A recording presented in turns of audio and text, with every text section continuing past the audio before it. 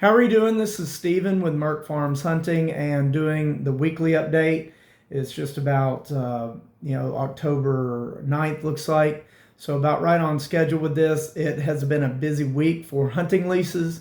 A lot of the tracts have been leased and people are all set and ready. Hunting season is going to be peaking in probably the next 6 weeks. So it's getting right down to the wire. A lot of new open hunting leases posted in states that are kind of new, so that's cool. Put a Hillsdale, Michigan hunting lease out there, two in Alabama, Blount County and Crenshaw County, Alabama, which I really like, familiar with those counties, grew up down there. I have a farm not far there, from there across the line in Florida. And let's see. Oh, a new one in Florida. That's right. Again, a great area that I love, Walton County. We have some hunting leases in that county and have placed, always do real good, and that's real close to my farm that I get down to and hunt and spend a good bit of time there as well. So, and then working on several new ones. I'm waiting back on messages, but some in Adair, Kentucky, Hardin County, Kentucky. Hopefully, get those rolling today. And just two or three others. I've got some fish, got some line in the water, see what happens with them. But again, still looking, and hunters are still looking.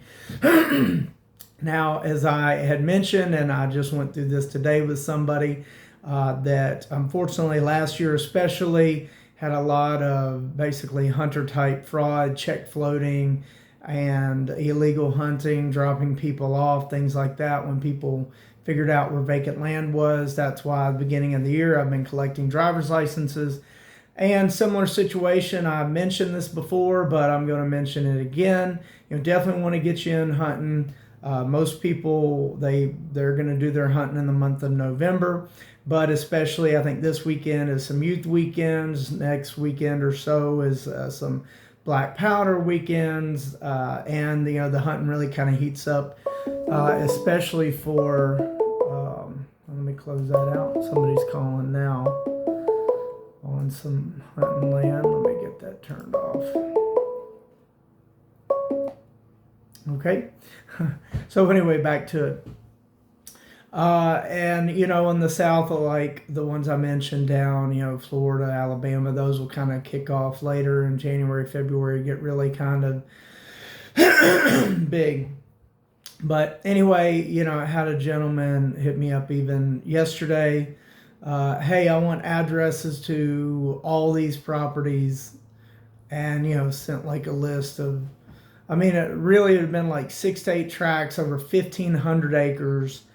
And said, I'm coming up this weekend. I want to look at all these. As I mentioned, some of the video blogs, that's not going to work, especially this time of year. That's not going to work. There's all kinds of, quite honestly, illegal and unethical things people have done in that situation. I just let them know, hey, look, that's not going to work. It takes me a long time to find these properties. I'm not just going to en masse just send you this information. Also, my landowners don't want me doing that. They don't want just at large people just doing whatever with vacant land, the knowledge of it. Also, like I said, trying to hit the internet and lease it high or fish around and then, try to pretend like it's leased and then, not, and all kinds of things, some pop-up outfitters just dropping people off on the weekends and things like that. So a whole host of reasons that I do not do that. And, really landowners don't want that. I've lost landowners again last fall. Those landowners, I lost those. Those people probably will never lease hunting land again. If they do, it's probably ridiculously expensive. And again, as I go over, that's on hunter behavior driving that. That's not on me driving that. In fact, I try to keep prices down and stable by finding new lands and then doing things like this that make sense to prevent just random idiots from doing idiotic things.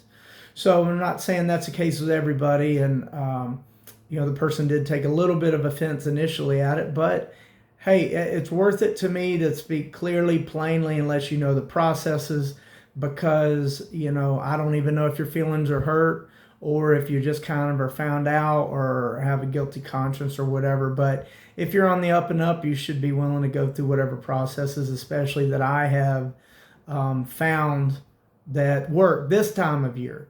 October, November, it's going to be a tight ship. May, June, okay, a little bit different because you're not going out there potentially tagging an animal on a Saturday while you're supposed to be looking and out the door, and basically you've hunted illegally. It's a form of theft, in my opinion, that you've stolen from the landowner. Obviously, it's trespassing. So anyway, ended up I'm still working with this guy, and he kind of understands some things, and a lot of the properties he was looking at aren't really going to work because he wants to do not like a sublease thing, but he owns a business, have some of his clients. He doesn't really have all the names together yet, things like that. And this landowner for sure wants to know everybody, which again, some are a little more relaxed. Hey, this person's in charge, maintain it. You're allowed to have 3 hunters and kind of go on about your business. And some kind of want to know every name on there. It kind of helps to know every name on there because I had this come up this week. A landowner texted me. We just got some new hunters out there on the property, and there was a car parked there. They're like, hey, is this part of the people who are supposed to be there? And so we were able to track it real quick. It was totally benign. It was actually one of their family members visiting a neighbor, and they had parked basically on the wrong lane. So no issue there. But again, we got with the hunters. They're like, hey, we're not up there. And so again, if you're a hunting group, you should want to have a clear idea, and that the owners and me and everybody has a clear idea of who's supposed to be out there. Because if it's more open-ended, just like that, there could be some truck sitting there and no one thinks anything of it, and they may not supposed to be there.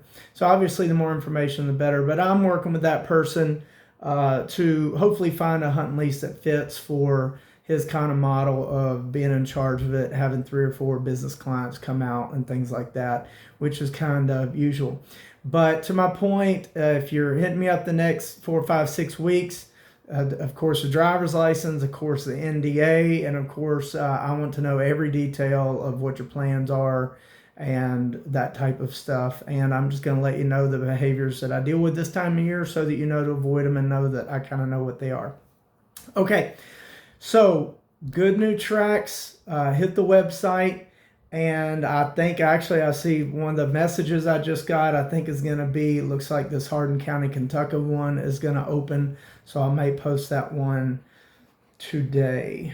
Okay, let's go on to the track that's open. I like it. I haven't done this one yet. As far as I know, honestly, doing these, I gotta be honest with you, I hope I don't double up over the years. I'm sure I might, but I hope for now that I'm not doubling up.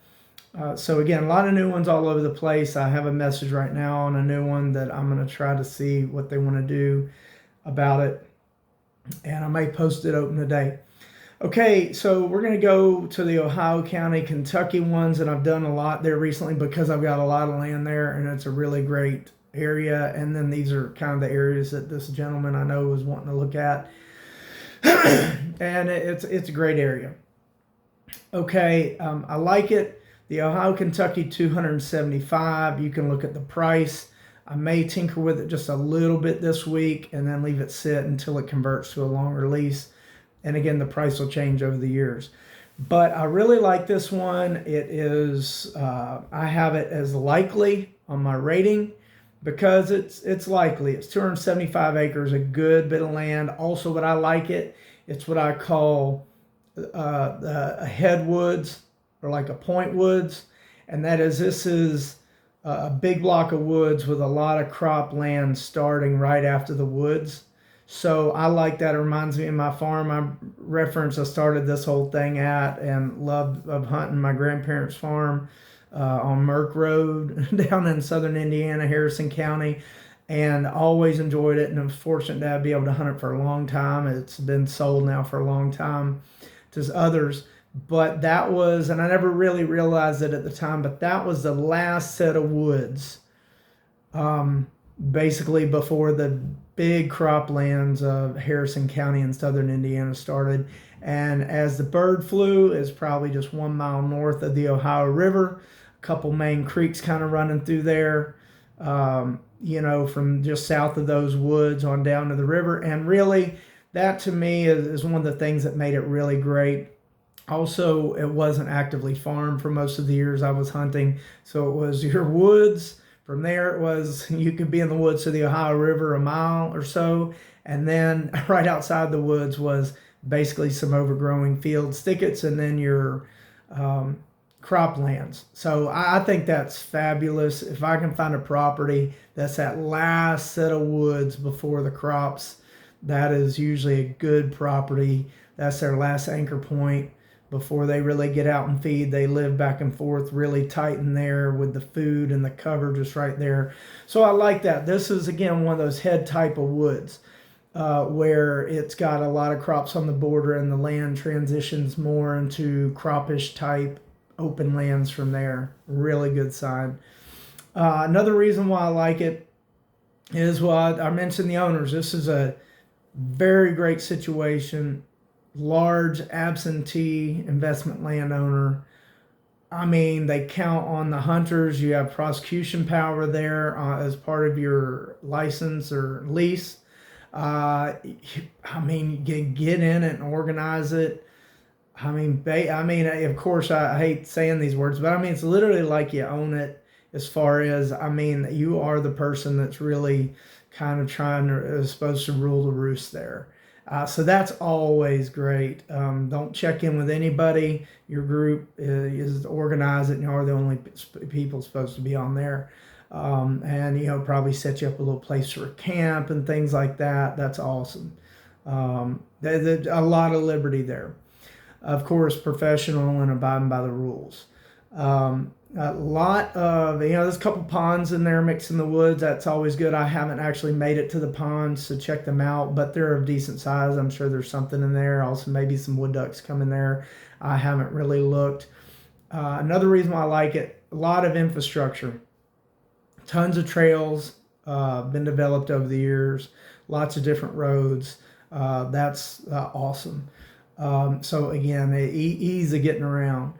And I like this. It's a big head of woods, but I really like this too because on some parts it's got some thickety, scraggly woods, which I really like. Again, it's that kind of transition zone to where the big woods kind of tucker out into some cedars and thickets, and then it gets more open land. I really like that about it.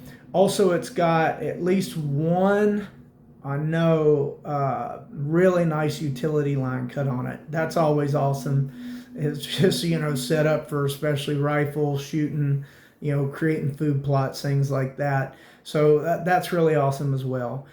Convenience, it's not far off of interstate exit. I don't know, maybe 15 minutes or so.